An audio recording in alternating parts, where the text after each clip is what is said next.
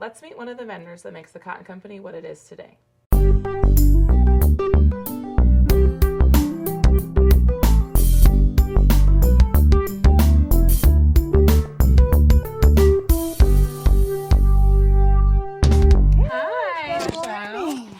Thanks so much for doing this. This is so cool. Yeah, we're excited to hear about you and your story and kind of how you got started. We'd love to hear more about it. Okay, so it's a long story. Yeah. Hey, we have plenty of We time. have a long journey. I've been in the business for about 10 years. It's evolved. Yeah. I have a story to tell behind my business. I was in the beauty industry for 30 plus years. Okay. Bored. Yeah. Time to transition. It was around the time where Magnolia was like hitting the scene. Right. Antiques and chippy and Yeah, all yeah. the things, and I was just drawn to that. I was like, I love that stuff, digging through Yeah. old barns. And, Right. So that's kind of where it started, but I didn't know how to start because we're a young family. Yeah. It takes a lot of moolah to do that. Yeah, for sure. So my husband's mom, we'd come to North Carolina. We were in Florida. We'd come to North Carolina and visit, and I just loved her. She's just the sweetest, sassiest. Yeah. I miss her. We would sit and have conversations. She said, well, how's it going? Yeah. Do you live and work? What's going on? I'm like, And she's like, yeah. She's, what? I'm like, it's okay. Right. I'm ready for a change. And I just kind of told her about my dream. And she's like, well, why don't you just do it? Just do it. Yeah. If you wait, Right. it's never going to happen. Right. So take the leap. Yeah. And, I went and we talked about it, and I was like, okay, I'm going to do it. I'm going to do it. And I started out small. I started out, taking my little van, to all these different shows and Cool. like barns and markets.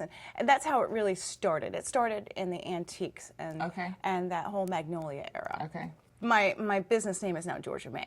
Right. Right? Because, of course, she gave me that Yeah. that permission, that kind of like kick to go, just do it. If this yeah. is your dream, do it. Right. And I highly suggest that for anybody. I mean, it'll all work out in the end if Right. that's There- really there will always be a where your reason heart to is not going to do it take now.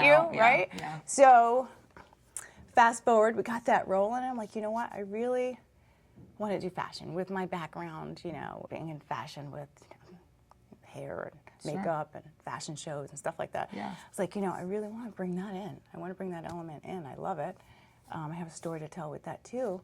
So how do I get that started? Right. How do we do What this? does that entail? How do we? Because I'm big on storytelling. I'm big on having a purpose. Sure. Having a reason behind what you're doing, and not just because anybody can just put Right. things in a space and just not have a story. And Yeah. So my mom was amazing.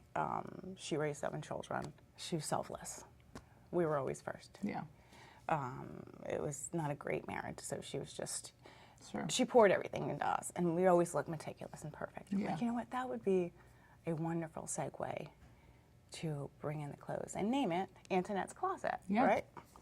So fast forward again, we got that rolling, Cool. and it's exciting and fun, and I love, picking Yeah. out clothing and having a story.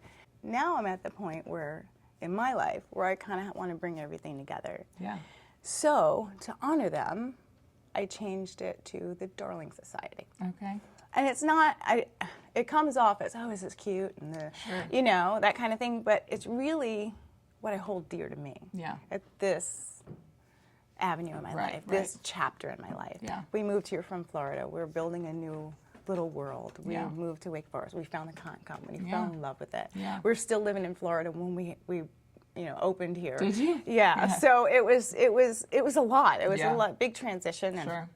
just kind of wrap my head around where we are and where things are, and getting comfortable in our Yeah. new house, because we rented first and then we bought, and then Yeah. it's crazy. So we just kind of wanted to settle first, and then I'm like, okay, where do I really want to take? Where's the next level for this? So that just kind of brings it all together for me. Yeah. So now it's the Darling Society by Georgia Mae, and it honors both of the women who were a pivotal part in what I'm doing today. Right. For me, that's like kind of my little story. Awesome. Yeah. Yeah. And that's I great. feel like, I don't know, I like it. Yeah. I love it. It's Yeah, just, it's no, that's like a how great I story. can bring it all home. Yeah, yeah. So when you transitioned from kind of those market kind of things, what made you look at the vendor booth style when you were trying to transition into that? For me, I think I think a vendor situation is the perfect way to start. Yeah. Because we've learned so much over the years. Sure. The end goal for me is to have my own brick and mortar, to Okay. expand on this even further. Yeah. Or, you know, even in here, if there's another booth, I want to Right. continue to tell that story. It kind of gives you that flexibility Yeah. to be able to try those different things. Yeah. And also to learn how to run a business. Yeah. Yeah. It's kind of, you know, it's not as a big of a, like a, you know, a step. It's like, okay, Sure. there's small steps. Okay, so if it doesn't work out, I lose A this smaller amount of money, yeah. then hundreds of thousands of dollars on a build out and things Yeah. like that. So it's definitely worked out for us in this time. Yeah. You know, in this intermediate situation we have going on. So it works. Yeah. It's great. It's kind of like you set it and forget it. You still get to tell your story, Right. but then you can run your business from behind the scenes. Yeah. So there's pros and cons to it. Yeah.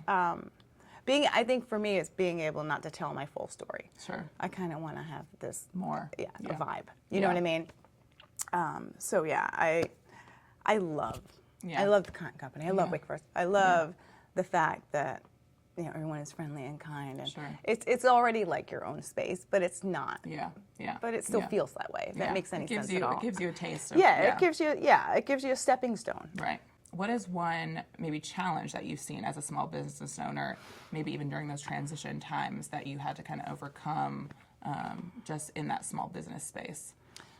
Space. Yeah, yeah. Space is Yeah. always a, you know, again, like when you have your own brick and mortar, you have like, I don't know, 1,500 square feet Sure. or even 800 square feet to Yeah. work with, so that you can, you know, move and shift and all kinds of things. But with something like this, it's kind of, you really have to space plan it, and you really have to be able to tell your story. Yeah. Again, I'm big Yeah. on stories. Tell your story about, you know, how you want people when they walk in, how do they want them to feel. And so it's a little bit more challenging in that way. So for me, I put a lot of time into that. Like Yeah. I love design and interior design. I feel like a vibe is a vibe. Right. And, you know, when they walk into it, when your customer walks in, I want them to feel something. I want them to, you know, Yeah. like, Yeah. this is cute. And that, you Yeah. know, just Yeah. women are women. They're going to like, oh, that's cute. Right. Yeah. That's Yeah. kind of like how I approach it. Awesome. What is one piece of advice you could give to somebody who's maybe considering starting maybe in a vendor booth or something like that, with all the experience that you have in the years that you've been doing it and being in different spaces? What's a one piece of advice that you could give them? That's kind of a loaded question. But It is. one piece of advice is have a story. Have visuals. I feel, again, I'm going to go back to anybody can put things on a shelf, Yeah. but come have a story. Like, dig deep. Like, what is my purpose? Right. Know your purpose. Know your audience, and do the framework around that. Yeah. For me, I kind of built it as my story. It's not a clear story Sure. to most. Like, they wouldn't know any of this unless I didn't Yeah. tell you. However, I feel like I want to translate. It's an honor. Yeah. It's like this thing Yeah. for my two girls, Yeah. you know, Yeah. that gives me purpose Right. Right. and a direction. So telling a story, like I painted the wall stripes in here because, I don't know, I just wanted to be different. I wanted to be, like, make it seen, make Yeah. it stand out, make it, you know, don't have everything, anything really Right. that anyone else has. Yeah. Walk Yeah. the building, see what's available, find out where you know, the openings are. Yeah. You know, if someone's selling candles, you know, or 5 or 6 people. Yeah. You know what I mean? If you're going to sell a candle, make sure it's a cuter candle and Yeah. you know, Yeah. it vibes with your Right. vibe. Right. So that's like the biggest thing. Tell a story. Try to tell a story as best as possible. Change it with the seasons. Yeah. Like I have silly little flowers in here. It kind of brings it all together, Right. you know, and makes Yeah. that story complete. Yeah. Tell us a little bit about how you select the kind of merchandise that you bring into your spaces. Quality is a huge thing for me. I have been known to send back more than I keep. Yeah. Yeah. I mean, I think that differentiates, you know, going and shopping at Neiman Marcus and, you know, all these other brands. There are thousands and thousands of brands out there Yeah. trying to sell you things. For me, quality is key. My prices are a little bit higher because the quality is there. Yeah. And it's an intermediate quality. It's not a low quality, Sure. and it's not a high quality. Right, It's right. in the middle Yeah. of like the Free People brands or, Sure. you know, those popular anthropologists. Kind of in the middle. It's in line with that. The quality is there.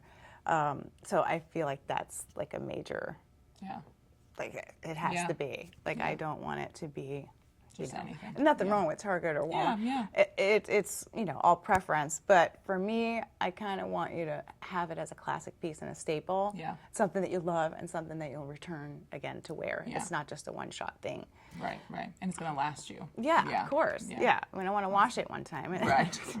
Yes. Yeah. I have had pieces like that before. Yeah. Yeah. So, I mean, again, quality is important and, in this economy, things are more expensive. So as, I struggle a lot. Like I have, hundreds of thousands of dollars and stuff. And then I kind of dwindle it down and pick out those pieces.